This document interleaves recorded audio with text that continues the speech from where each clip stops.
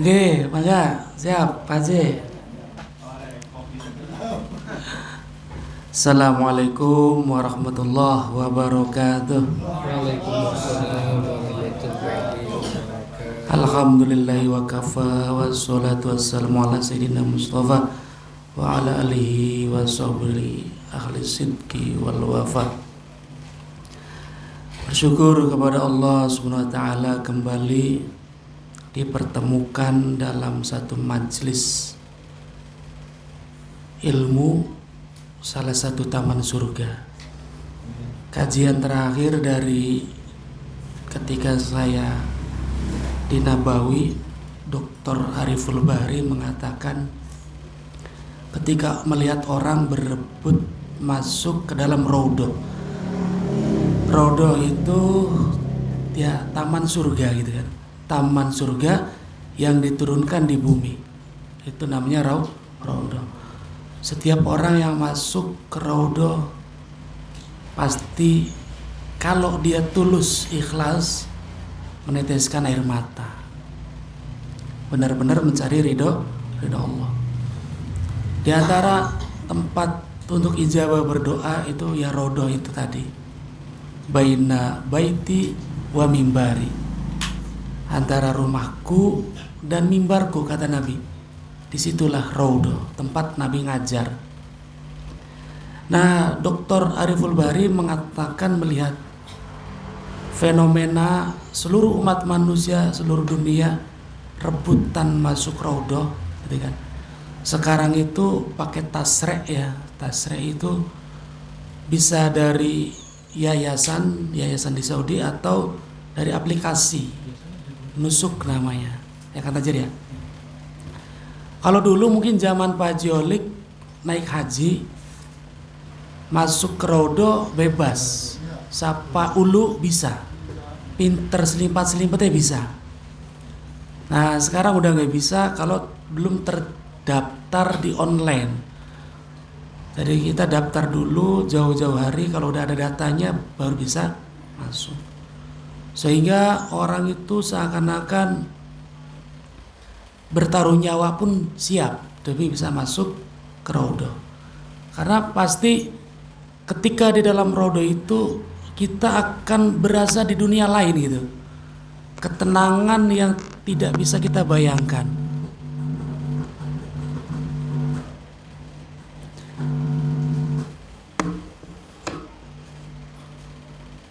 Nah gitu. Maka setiap orang berebut ke sana. Nah melihat itu beliau mengatakan mereka lupa kalau ada raudhah yang lain di Nabawi ini. Di Nabawi itu kan dalam setiap sekian meter ada majelis ilmu, ada kajian dari masyayikh, para syekh di sana. Mereka berebut masuk ke raudhah tapi mereka nggak mau duduk di majelis ilmu. Makanya beliau menyindir begitu. Padahal di Nabawi ini raudhah itu bukan hanya satu. Jadi Masjid Nabawi yang sebegitu luasnya, dalam sekian meter itu ada mimbar para syekh untuk mengajar. Bahkan ada kuliah yang ya, mereka ngaji di masjid tapi dapat gelar gitu. Ngajinya tiap habis sholat 5 waktu. Nah itulah raudhah yang lain, taman surga. Itulah yang dikatakan Nabi, setiap majelis ilmu adalah raudhah. Setiap tempat yang digunakan untuk mempelajari ilmu syariat dimanapun itulah raudhah. Maka duduknya kita ini sedang duduk di taman surga. Ya surga kan minum tinggal minum, ngantuk bareng ngantuk.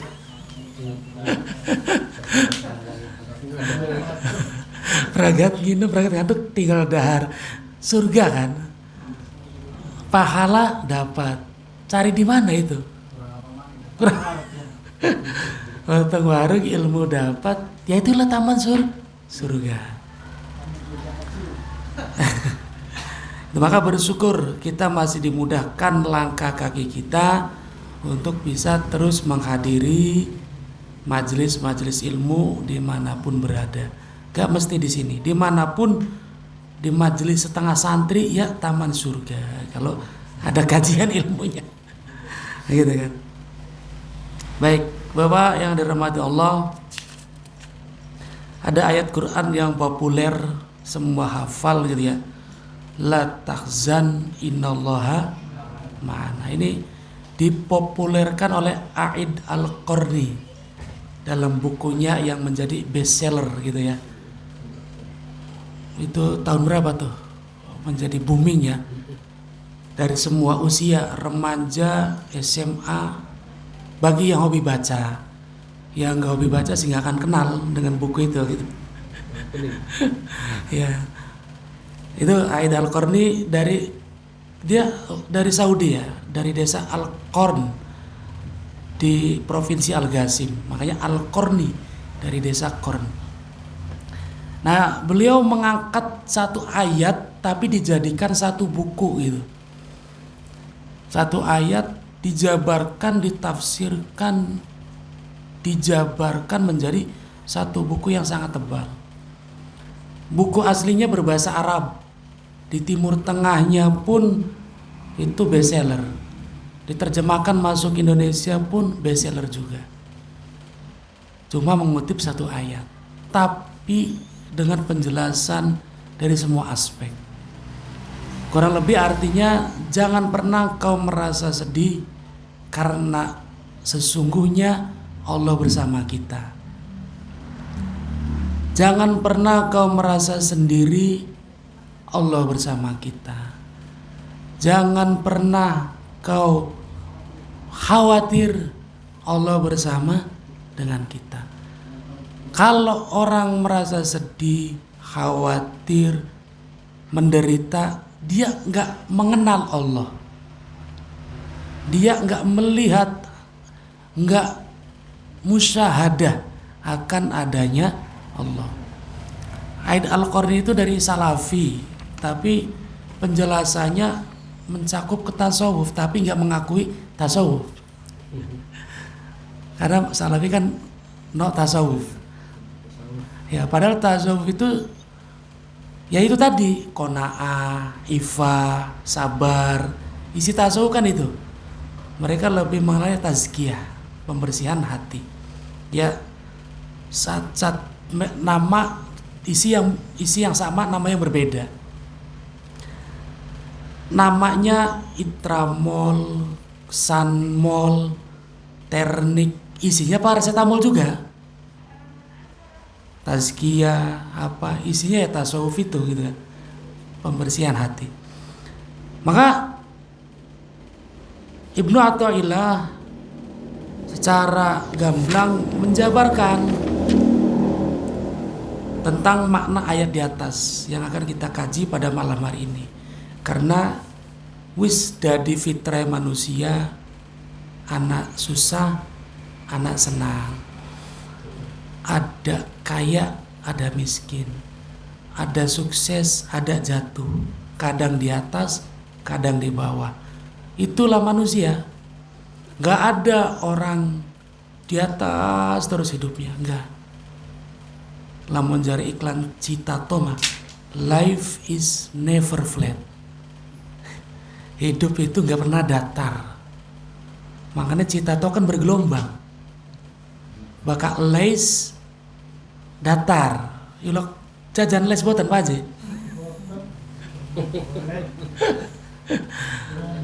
Iya, makanya keripik kentangnya kah baka les, baka potabi. Datar, baka Citato bergerigi, bergelombang. Itulah kehidupan, filosofinya dari kehidupan tuh. Pencipta Citato kan.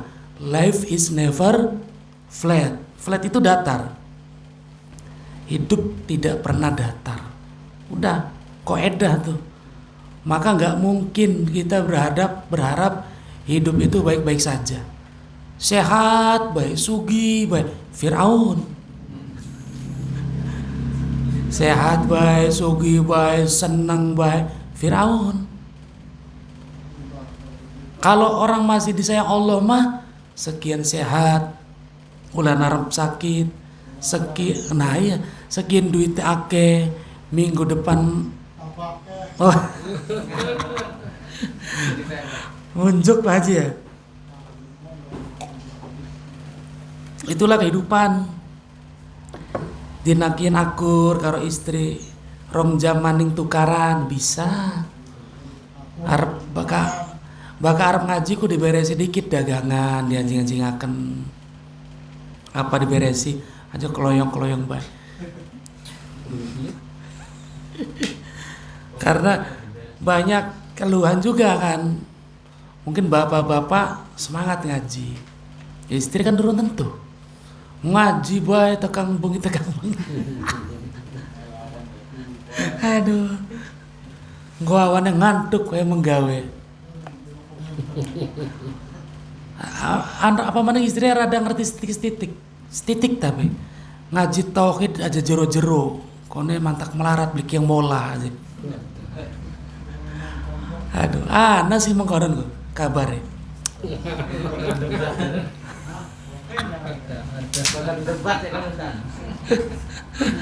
Aduh.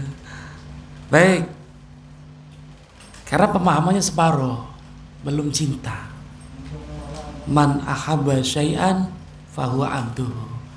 Barang siapa mencintai sesuatu, dia menjadi hambanya. Mencintai ilmu, jadi hambanya ilmu. Gak peduli hujan, badai, ngantuk, pegel, gas terus. Orek dedek-dedek rem. Karena sudah cinta ilmu. Saya pernah sampaikan, Khalifah Harun al-Rasyid ngomong, jika seandainya kalian tahu manisnya ilmu, saya akan merebutnya walaupun dengan nyawa taruhannya. Saking ilmu itu luar biasa. Baik, kita kembali ke topik. Ma tajiduhu al-qulubu minal humum wal ahzan. Saya terangin dulu al-humum wal ahzan. Al-humum wal ahzan. Al-humum kekhawatiran akan masa lalu, wal ahzan ketakutan akan masa depan. Pernah kita merasakan itu? Sukiki mangan apa? Sukiki kerjane ngendi? Sukiki oleh rezeki beli? Anaknya kita gede ini arep dadi apa? Pernah? Ya. Anaknya kita arep di sekolah akan dadi apa? Ya Pak? Apa mana anak lanang? Bakal dari tulang punggung. Itu al-ahzan. Kekhawatiran masa depan manusia. Semua akan merasakan itu. Apa maning lamun duwe sedulur sakit durung waras bae. Aduh bakal priwe. Kadang waras beli. Kan begitu? Al-ahzan, takut masa depan, khawatir seakan-akan gak ada Tuhannya. Manusia. Al-humum, khawatir masa lalu. Duh kita wis melakukan kan bener beli kan?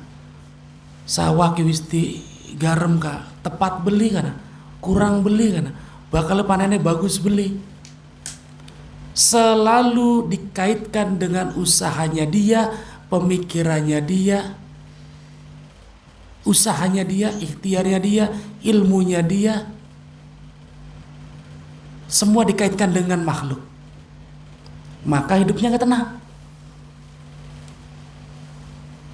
Maka ma tajidu al-qulub binal humum wal akhzan fali ajli ma muni'at min wujudil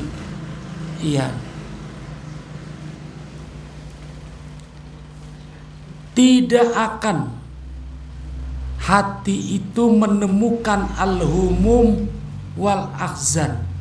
Tidak akan ada rasa khawatir dengan urusan dunia. Ketika kita mengkhawatirkan kehidupan, itu kita mengkhawatirkan dunia. Ma tajidu al-qulub minal humum wal azan ay ad-dunyawiyah. Hati kita nggak akan merasa sedih terhadap masa lalu dan tidak akan merasa khawatir akan masa depan yang kaitannya dengan dunia. Ai muayyanatu rabbi wa musyahadatuh, ketika orang itu sudah musyahadah kepada Allah. Wis kabeki diatur nang Allah. Keyakinannya mengkono. Takdir itu. Silakan kita memplanning diri kita. Silakan kita memplanning anak kita. Silakan kita memplanning pernikahan kita bagi yang belum nikah. Jangan salah, banyak orang memplanning nikah, merancang pacaran begitu lama, jodoh emang sing beli disangka-sangka. Iya kan? Kita mengejar satu rezeki, wah target. Sing dari rezeki mah sing beli diduga. Waktu pula Pak pengen berangkat ke Saudi, yang saya lihat, yang saya pandang, yang saya kejar adalah jalur channel dari atasan, dalam tanda kutip salah satu dosen di kampus, karena sangat meyakinkan. Presentasi ini bagus, langkah-langkah yang diambil juga terlihat bagus. Ternyata sing lolos justru walaupun sama-sama program dari kampus, dari orang yang saya sepelekan. Nah itu, kok bisa begitu? Allah pengen menunjukkan apa yang kamu kerjakan, apa yang kamu yakini itu nggak harus itu. Aku maha kuasa, kata Allah kan begitu. Ada orang memplanning anaknya kongkon dadi wong kesehatan. Ini banyak banget Pak. Nok sira kudu dari wong kesehatan. Kuliah di kampus bagus ya. Unpad. Siap. Ngambil S1 keperawatan Unpad. Ora cek-cek, bukan setikes Indramayu, bukan setikes Cirebon, bukan. Langsung Unpad tembus lulus. Oh, itu saingannya berat. Disangka, di planning, di programming otake, nanti jalan rezekinya dari dunia kesehatan itu. Karena ketika masuk takon, pira biayanya sekian, tekarakan gini. Begitu lulus, apa yang terjadi? Dagang Pak. Dokter dagang. Dagang sega goreng. Dokter aja. Ilmu kesehatannya beli dinggo. Total sama sekali. Mesti beli kelingan cara GPK suntikan kan. Cara nginfus boro-boro. Wis pokoknya mah sebuku-bukune, seijazah-ijazah wis beli kanggo. Jadi apa yang kita planning itu belum tentu itu gitu loh.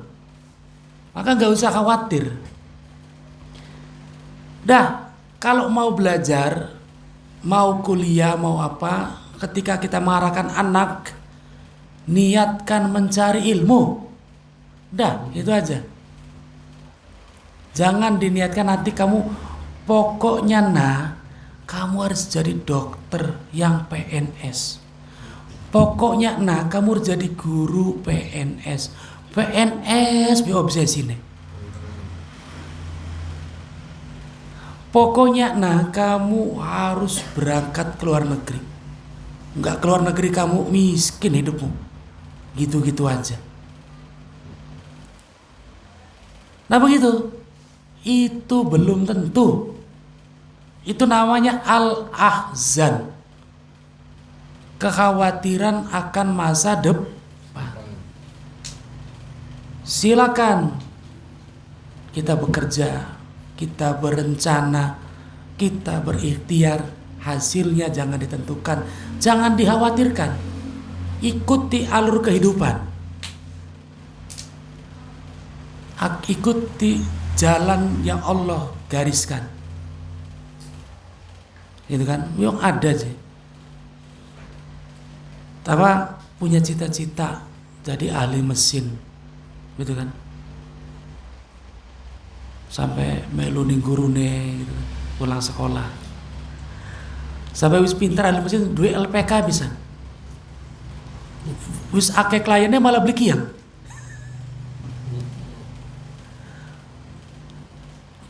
Teka wong arep dandan wong 5. Males. Ditinggal malah ngajar. Malah dari guru. Itulah Allah, set itu kan.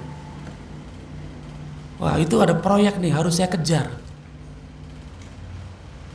Pokoknya kalau saya gagal proyek itu wassalam hidup saya. Nah ini itu yang namanya syirik gitu, yang kita nggak sadar. Seakan-akan life running by project. Dari Pak Jolik mah. Hidup berjalan dengan adanya proyek. Hidup berjalan dengan adanya uang. Ketika proyeknya gagal, frustasi. Ketika uangnya sedikit, frustasi. Stres. Waduh, gara-gara telat sejam. Aduh, telat manjing. Telat ini, telat itu. Wah, wong disalahi kabeh. Itu yang mengakibatkan orang jadi depresi. Yang mengakibatkan orang jadi mencari kambing hitam. Ujung-ujungnya kadang stres bunuh diri. Ada juga dari segi jodoh gitu kan. Wis pokoknya kita mau kudu bocah kuwen. Lamun beli kuwen ya lurusi kayak kuwen maning. Ya digotong di fotokopi. Ada yang begitu.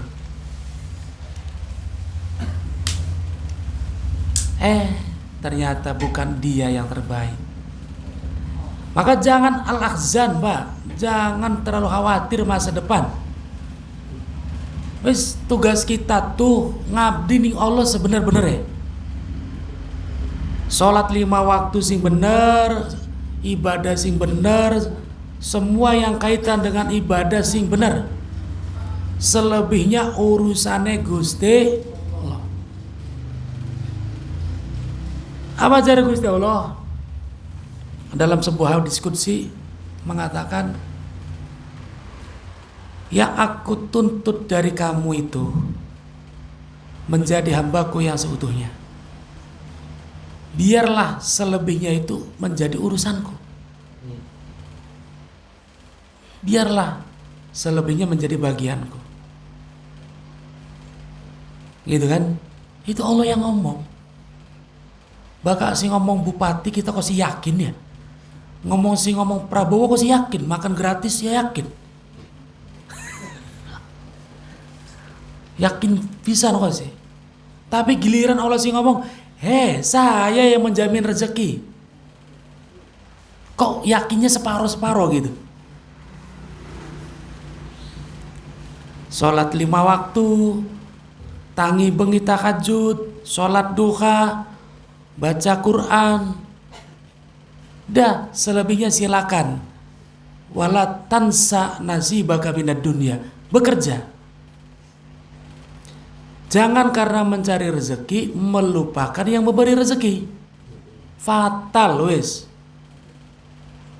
Rezeki itu Pak bukan tentang banyak, tentang berkah. Rezeki itu bukan tentang banyak, tentang barokah.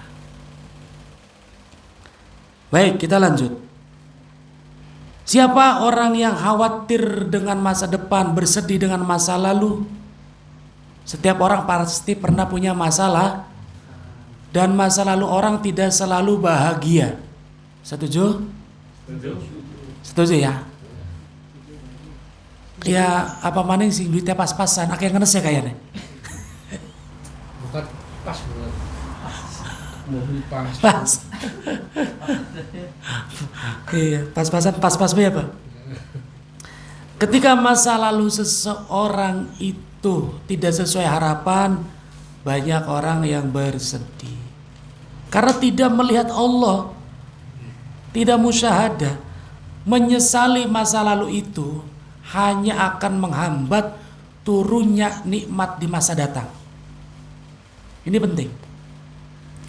Menyesali masa lalu sama dengan menyesali takdir, sama dengan beli ridho nih kehendaknya Gusti. Implikasinya apa? Implikasinya akan menutup anugerah Allah di masa depan. Nah, ikhlas ridho. Tapi jika kita kok duit mung-munge, kenapa beli bayar-bayar? Kan ada ya orang punya piutang. Uspogo kita baga dadak luru 5 juta nih uang beli bayar-bayar utang. Dipikiri be. Wah, wis. Mae kambu. Rezeki sejene seret. Dari kudu priwe, si penting wis nagih ikhlaskan. Daripada nagih maning diajak gulet. Durung be diasakaken golok. Disantet nagih bae ke teluh bae aja. Nah itu menyesali masa lalu, al-humum. Jangan khawatir. Udah, let's be gone by be gone. Yang lalu biar berlalu. Itu aja. Caranya gimana biar bisa ikhlas? Pertama, yakinkan dalam hati semua kehendak Allah. Wong kan beli bayar utang, kehendak Allah. Wong kan nyakiti kita, kehendak Allah. Proyek kita gagal, kehendak. Ada kehendak Allah dalam setiap peristiwa. Duwe anak cerongo, kehendaknya Gusti. Dah ikhlas. Kalau ikhlas, akan Allah tunjukkan hikmah di balik cerongoy anak. Sakit pasti, kecewa jelas. Diingu si awit cilik, dipakani si awit cilik, disekolahaken, dipondokaken. Waya tua, wong tua gering beli marah kacan. Cerongo enggak tuh?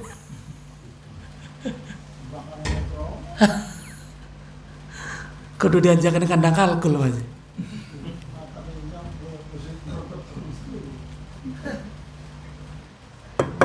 Nah itu kecewa. Kalau dipikiri macam-macam penyakitnya. Dari emah dulu. Awas Pak. Orang yang memendam masalah, ya, memendam masalah apa baik masalah emang? Masalah utang, masalah anak, masalah tangga, masalah rabi, masalah hobi, masalah kerjaan, apapun yang disimpan di dalam hati, pertama yang akan kena adalah lambung. Catat itu.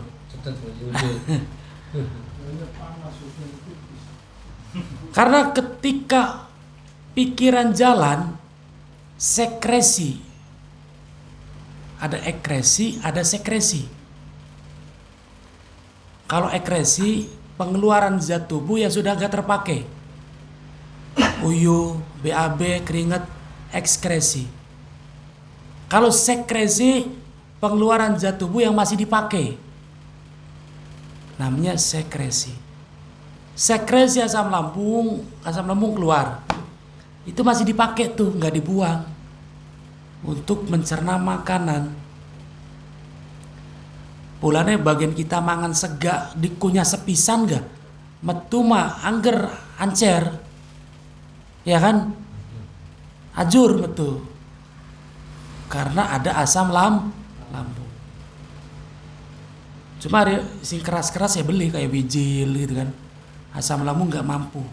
Kadar asam kita pH-nya nggak terlalu tinggi gitu. Ketika pikirannya jalan, dipendem, ngebatin, maka otak akan memerintahkan saraf dari otak kanan, kiri, depan, tengah, belakang. Otaki ada satu otak namanya medula oblongata. Dia fungsinya memerintah yang berkaitan dengan sekresi. Dia akan memerintahkan ketika otaknya hati ini dipendem masalah. Otaknya jalan memerintahkan saraf kepada lambung. Lambung keluarkan asam lambungku. Akan keluar asam lambung. Pertama sih wegah. Masih ringan kok bakal wegah. Mual. Sesek mengulu hati.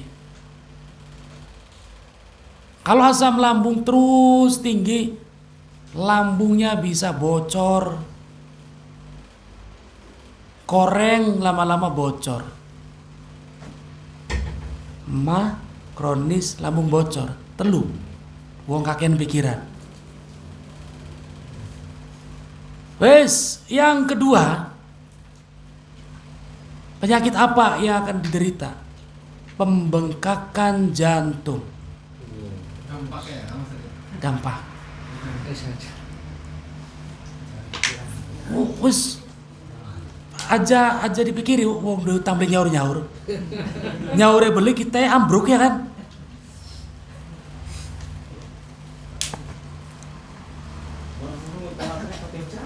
Nah, kenapa kok bisa dari jantungnya bengkak? Karena terlalu cepat memompa. Sok wong ketika wedi deg-degan kan. Wong wedi ning ngapunten ning kirik gitu. Dolong kirik deg-degan. Wedi ning setan deg-degan. Wedi ning debt collector deg-degan. Ketika deg-degan, jantung bekerja lebih cepat. Adrenalin lebih banyak dipompa. Jantung tiap hari mompane kencang, suwe-suwe megar. Kalau jantung sudah bengkak, wis melayunya meni ginjal, lambung, jantung, gagal ginjal, stroke. Kakean biki.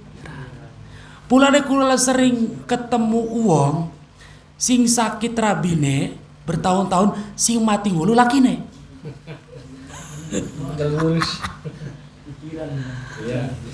Allah karim. Terakhir terbaru ketemu maning, ya Allah. Bolak-balik berobat di kolaki gawa rabine. Wah ya, innalillahi wa inna ilaihi rajiun. Lakine sing wafat. Nah, karena pikiran, ya kudu ngurusi rabi, ya kudu nyewoki, ya kudu ndati duit, ya kudu wah, langsung meninggal Pak. Pikiranku dahsyat. Itu, maka dah la tahzan innallaha ma'ana. Jangan sedih. Allah bersama kita. Jalani dengan ikhlas. Minggu kemarin saya sampaikan. Ketika Al-Ghazali ditanya oleh muridnya kan, saya ulang lagi nih.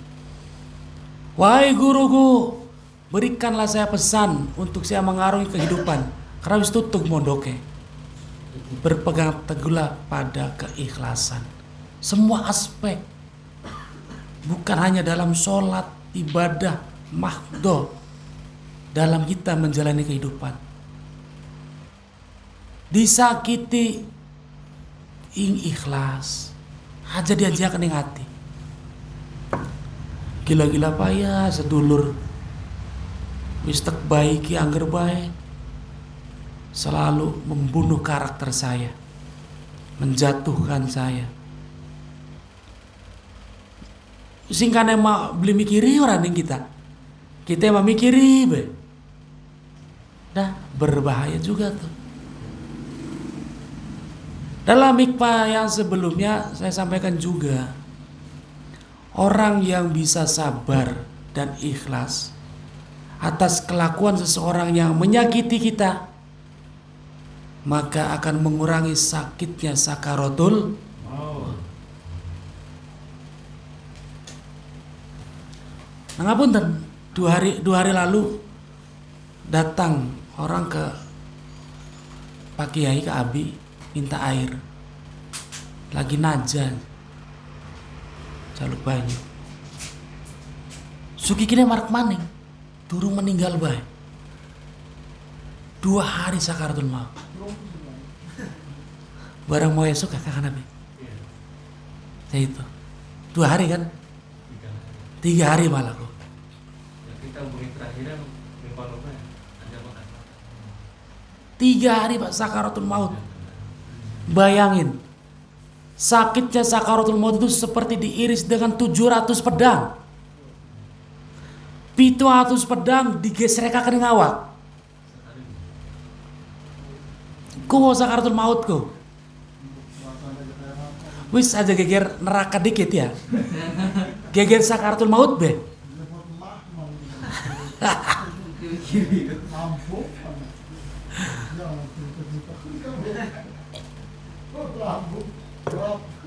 Nah itu sakaratul maut. Maka ketika diece, disepelekaken, ya wis sabar. Agar supaya ketika sakaratul maut wis dikurangi larane. Gitu. Kan pasti ana bae orang yang kontra dengan kita ya. Enggak setiap orang pro dengan kita. Ya ning dunia mengkonon. Sebaik apapun, sebenar apapun, hater selalu ada. Pembenci akan selalu hadir dalam hidup kita. Gitu. Guys, maka lihatlah Allah, udah itu kehendak Allah. Yang terbaru kayak kula dewek ya. Kemarin malam ada postingan manuk murah. Biasanya kula hati-hati. Hati-hati selalu tak selusuri, tanya pakai rekening bersama gitu kan. Iya, Pak Haji. Bener di BPKB taruh di jok motor dikandut. Akhirnya murah. Anak takkan sih makanan.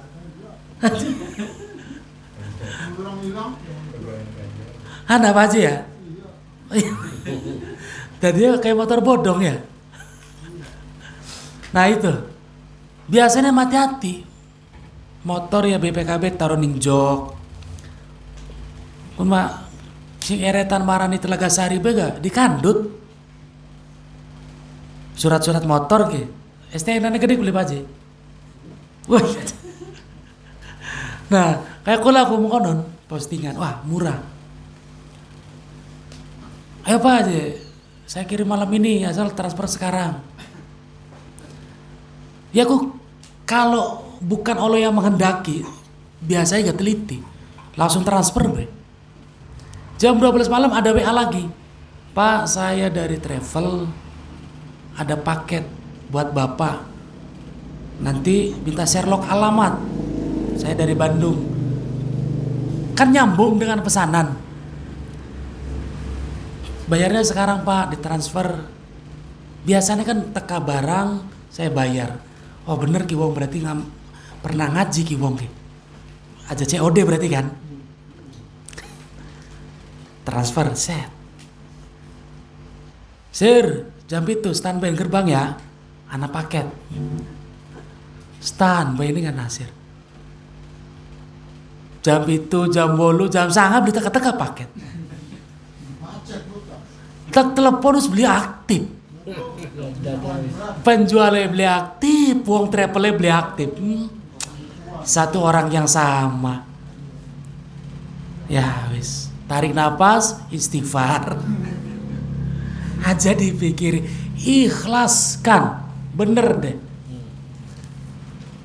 Begitu diikhlaskan, Allah ganti 2 kali lipat Pak. Bener. Bab duit, ketika ketipu, ketika hilang, ikhlaskan. Allah ganti 2 kali lipat. Itu pasti. Tapi lamun dipikiri balik beli, iya kan? Lambung kena. Turun mah jantung kita cek, si mikiri piutang.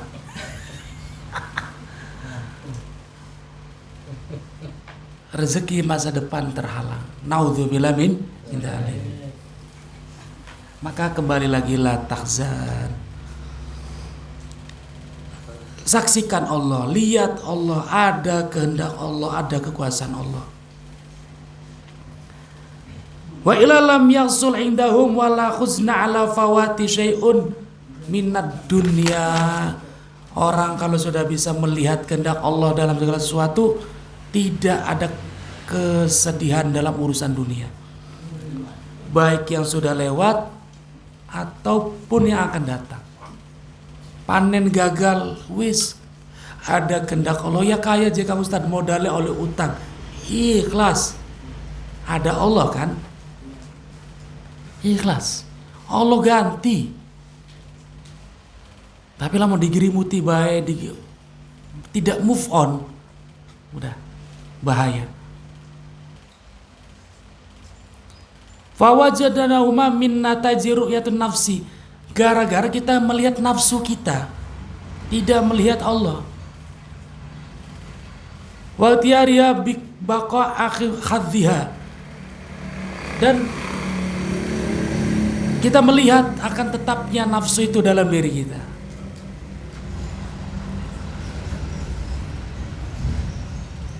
Maka falau ghoba asyakhsu an ru'yati nafsihi, jika seandainya seseorang lebur, hilang akan nafsunya, akan dirinya, wis jangan melihat ikhtiar, jangan melihat ilmu, jangan melihat apa yang sudah kita kerjakan. Puja Gusti Allah setelah ikhtiar dan doa terbaik.